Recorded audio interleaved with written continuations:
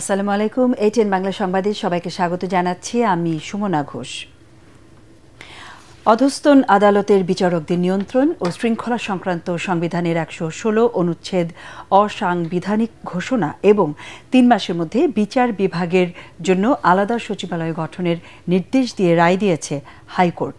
একই সাথে ২০১৭ সালে অধস্তন আদালতের বিচারকদের জন্য তৈরি শৃঙ্খলা বিধিমালা বাতিল করেছে উচ্চ আদালত। বিচারপতি আহমেদ সোহেল ও বিচারপতি দেবাশিস রায় চৌধুরীর দ্বৈত বেঞ্চ এই রায় দেন। রায়ে ১৯৭২ সালের সংবিধানের ১১৬ অনুচ্ছেদ পুনর্বহাল করতে বলেছেন হাইকোর্ট। এর ফলে বিচার বিভাগের স্বাধীনতা পরিপূর্ণভাবে প্রতিষ্ঠিত হল বলে জানিয়েছেন আইনজীবীরা। সংবিধানের ১১৬ অনুচ্ছেদ ও ২০১৭ সালের জুডিশিয়াল সার্ভিস বিধিমালার বৈধতা চ্যালেঞ্জ করে এবং বিচার বিভাগীয় পৃথক সচিবালয় প্রতিষ্ঠার নির্দেশনা চেয়ে গত বছরের ২৫ আগস্ট সুপ্রিম কোর্টের ৭ আইনজীবী রিট করেন। রিটে বলা হয় ১৯৭২ সালের সংবিধানে অধস্তন আদালতের দায়িত্ব পালনরত ম্যাজিস্ট্রেটদের নিয়ন্ত্রণ ও শৃঙ্খলা বিধানের দায়িত্ব সুপ্রিম কোর্টের ওপর ন্যস্ত ছিল। ১৯৭৪ সালে সংবিধানের ৪র্থ সংশোধনীর মাধ্যমে এই দায়িত্ব রাষ্ট্রপতির ওপর ন্যস্ত করা হয়। পরে সংবিধানের ৫ম সংশোধনীর মাধ্যমে সুপ্রিম কোর্টের সাথে পরামর্শক্রমে রাষ্ট্রপতি কর্তৃক তা প্রযুক্ত হবে শব্দগুলো যুক্ত করা হয়। আপিল বিভাগ ৫ম সংশোধনী আইন অসাংবিধানিক ঘোষণা করে। ২০১১ সালে ৫ম সংশোধন আইনের মাধ্যমে বর্তমান ১১৬ অনুচ্ছেদে ওই বিধানটি পুনরায় প্রতিস্থাপন করা হয়। এদিকে সংবিধানের ১১৬ অনুচ্ছেদ সংক্রান্ত হাইকোর্টের রায়ের বিরুদ্ধে রাষ্ট্রপক্ষ আপিল করবে বলে জানিয়েছেন অ্যাটর্নি জেনারেল আসাদুজ্জামান। বৈষম্য বিরোধী ছাত্র আন্দোলন দমাতে সমন্বয়কদের আটকের পরামর্শ দিয়েছিল ডিজিএফআই বলে জবানবন্দিতে জানিয়েছেন সাবেক পুলিশ প্রধান চৌধুরী আবদুল্লাহ আল মামুন। জুলাই গণহত্যা মামলায় সাবেক প্রধানমন্ত্রী শেখ হাসিনার বিরুদ্ধে ট্রাইব্যুনালে সাক্ষ্য দেন তিনি। এই মামলার রাজসাক্ষী তিনি।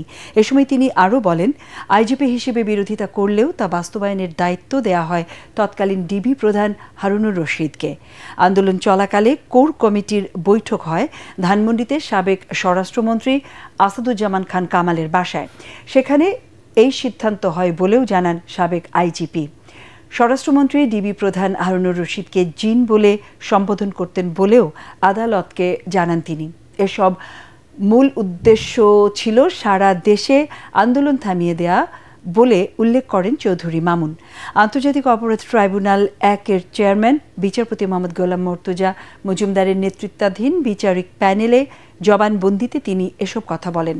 সাবেক আইজিপি আরও বলেন, ২০১৮ সালের নির্বাচনে ভোটের আগের রাতে ব্যালট বাক্স ৫০% ভোট দিয়ে ভরে রাখতে শেখ হাসিনাকে পরামর্শ দিয়েছিলেন তৎকালীন আইজিপি জাবেদ পাটোয়ারি। ওই নির্বাচনে জয়লাভের পর আওয়ামী লীগ সরকার পুলিশ কর্মকর্তাদের পুরস্কৃত করেছিলেন বলেও জানান তিনি। প্রধান উপদেষ্টা অধ্যাপক মোহাম্মদ ইউনূস ৭টি রাজনৈতিক দলের সঙ্গে বৈঠক করবেন। রাষ্ট্রীয় অতিথি ভবন যমুনায় বিকেল ৫টায় এই বৈঠক অনুষ্ঠিত হবে। প্রধান উপদেষ্টার প্রেস উইং এই তথ্য জানিয়েছে। আজকের বৈঠকে অংশ নেবে এবি পার্টি, নাগরিক ঐক্য, গণসংহতি আন্দোলন, গণ অধিকার পরিষদ, এলডিপি, ইসলামী আন্দোলন বাংলাদেশ ও জাতীয় গণফ্রন্ট। এছাড়াও হেফাজতে ইসলাম বাংলাদেশও অংশ নেবে এই আলোচনায়। বৈঠকে আগামী জাতীয় সংসদ নির্বাচন ও চলমান রাজনৈতিক পরিস্থিতি নিয়ে আলোচনা হবে বলে জানা গেছে। এর আগে প্রধান উপদেষ্টা গত রোববার বিএনপি, জামায়াতে ইসলামী ও এনসিপির সঙ্গে বৈঠক করেন। ডিবেট ফর ডেমোক্রেসির চেয়ারম্যান ও ATN বাংলার বার্তা পরিচালক হাসান আহমেদ চৌধুরী কিরণের পিতা বিশিষ্ট ব্যবসায়ী আলহাজ মকবুল আহমেদ চৌধুরীর প্রথম জানাজা সকালে মরহুমের জন্মস্থান লক্ষ্মীপুর জেলার রামগঞ্জের রসুলপুর গ্রামে অনুষ্ঠিত হয়েছে। দ্বিতীয় জানাজা বাদ এশা মোহাম্মদপুর সলিমুল্লাহ রোড সংলগ্ন ঈদগাহ মাঠে অনুষ্ঠিত হবে। জানাজা শেষে মরহুমকে মোহাম্মদপুরের ঈদগাহ মাঠে কবরস্থানে দাফন করা হবে। আজ আসর ওয়াক্ত থেকে এশার নামাজের আগ পর্যন্ত মরহুমকে ঢাকার মোহাম্মদপুর শেরশাহ সুরি রোডের বাসায় সর্বজনীন শ্রদ্ধা নিবেদনের জন্য রাখা হবে। গতকাল সোমবার বিকেল 5:30টায় হৃদরোগে আক্রান্ত হয়ে রাজধানীর ইউনাইটেড হাসপাতালে তিনি মৃত্যুবরণ করেন। মৃত্যুকালে তাঁর বয়স হয়েছিল 85 বছর। তিনি স্ত্রী, 2 পুত্র, 1 মেয়ে, পুত্রবধূ, নাতিসহ অসংখ্য গুণগ্রাহী রেখে গেছেন। মরহুমের পরিবারের পক্ষ থেকে সকলের কাছে দোয়া কামনা করা হয়েছে। গুণী এই মানুষের বিদায়ে শোকাহত এটিএন বাংলা পরিবার।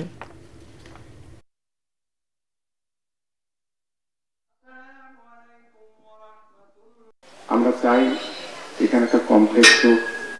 আমরা চাই না সরকারি অর্থে কোনো বিল্ডিং হোক, যে বিল্ডিং থেকে ভেঙে পড়ে, বিল্ডিং এর প্লাস্টার ঠিক থাকে না। আমরা চাই এখানে আমাদের মেয়েদের একটা খেলার মাঠের মতো ব্যবস্থা হোক, একটা ছোট্ট মসজিদ হোক, নামাজ হোক, সবকিছু আমরা চাই।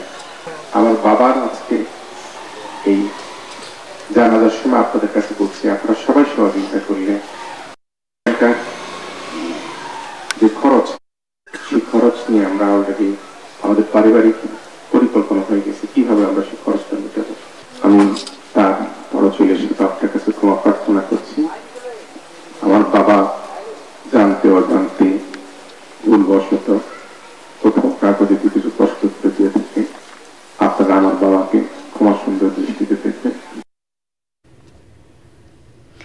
একটি ঘোষণা, এটিএন বাংলার নাম ব্যবহার করে সাংবাদিক পরিচয়ে কতিপয় ব্যক্তির বিরুদ্ধে সংবাদ সংগ্রহের নামে দেশে বিভিন্ন স্থানে চাঁদাবাজির অভিযোগ পাওয়া যাচ্ছে। এ ধরনের চাঁদাবাজ ও ভুয়া নাম ব্যবহারকারীদের নিকটস্থ থানায় সোপর্দ করার জন্য অনুরোধ জানাচ্ছে এটিএন বাংলা কর্তৃপক্ষ। এছাড়াও প্রতিষ্ঠানটিতে সাংবাদিক ও জনবল নিয়োগের ভুয়া বিজ্ঞাপন দিয়ে একটি চক্র প্রতারণা করছে। বর্তমানে এটিএন বাংলায় কোনো ধরনের নিয়োগ প্রক্রিয়া চলছে না। নিয়োগ নিয়ে কারোর সাথে আর্থিক লেনদেন না করার অনুরোধ জানাচ্ছে এটিএন বাংলা কর্তৃপক্ষ। আমাদের পরের সংবাদ দেখার আমন্ত্রণ জানিয়ে এখনকার মতো শেষ করছি। এটিএন বাংলা সংবাদ ইউটিউবে দেখতে ব্রাউজ করুন youtube/ATN Bangla News। ধন্যবাদ।